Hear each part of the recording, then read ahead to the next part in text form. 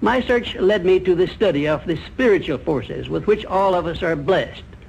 And it was in this field that I came upon a clue which has enabled me to help millions of people to find their earthly destinies.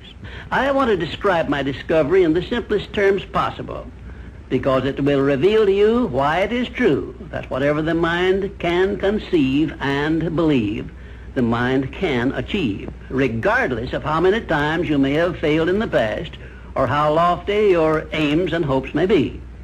I caught my first fleeting glimpse of the profound law which provides the means by which we may choose our own purpose in life and attain it while I was being coached by Andrew Carnegie during the organization of the Science of Success philosophy.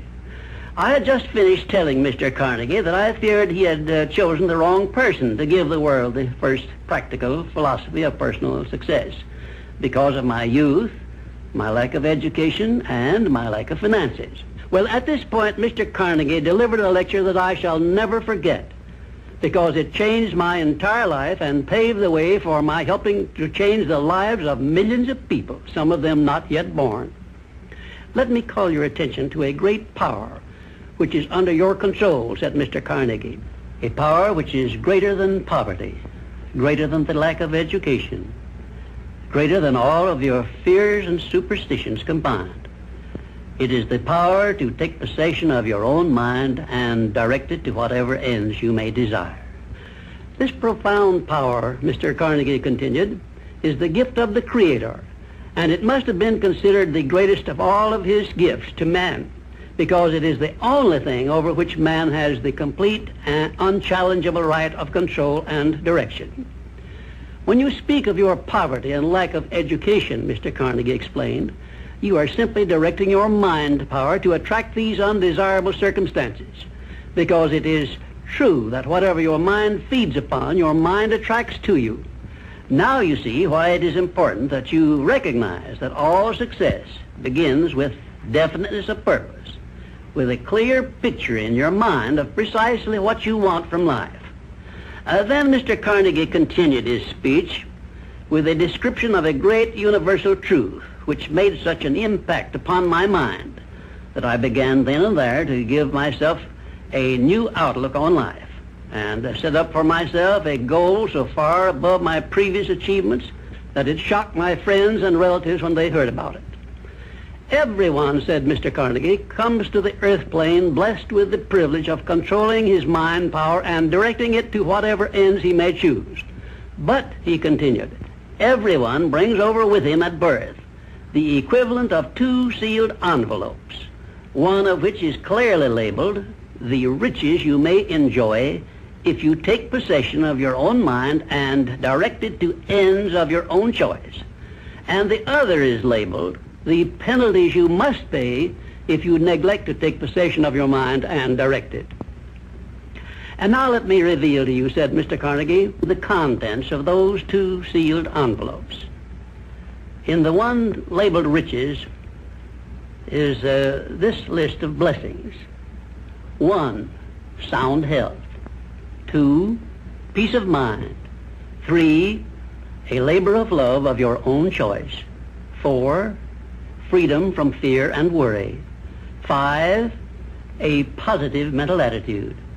6, material riches of your own choice and quantity. In the sealed envelope labeled penalties, Mr. Carnegie continued, is this list of the prices one must pay for neglecting to take possession of his own mind. 1, ill health. 2, fear and worry. 3, indecision and doubt. 4, frustration and discouragement throughout life. 5, poverty and want. 6, and a whole flock of evils consisting of envy, greed, jealousy, anger, hatred, and superstition.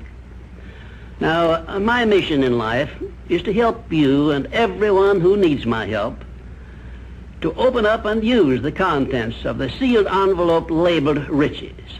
And the starting point from which you must take off if you wish to write your own ticket from here on out for the remainder of your life, I will describe for you in these simple instructions. 1, procure a neat pocket-sized a notebook, or something on the order of this one here, loose leaf affair.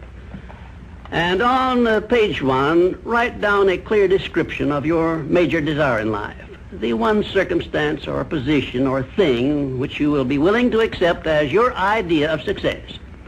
And remember before you begin writing that your only limitations are those which you set up in your own mind or permit others to set up for you.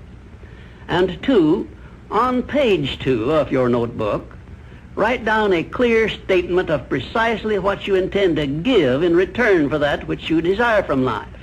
And then start in right where you stand now to begin giving. And 3, memorize both of your statements, what you desire and what you intend to give in return for it, and repeat them at least a dozen times daily.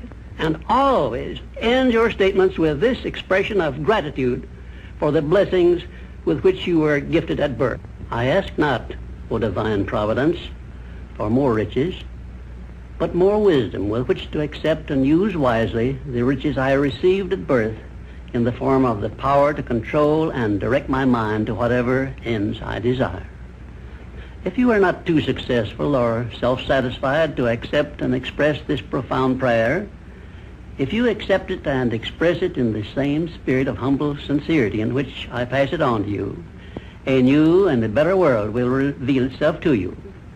A world in which you will see reflected the circumstances and the things which you yourself have created. And now let me close this, our first visit, with my favorite expression of gratitude. O divine providence, I ask not for more riches, but more wisdom with which to make wiser use of the riches you gave me at birth, consisting in the power to control and direct my own mind to whatever ends I desire.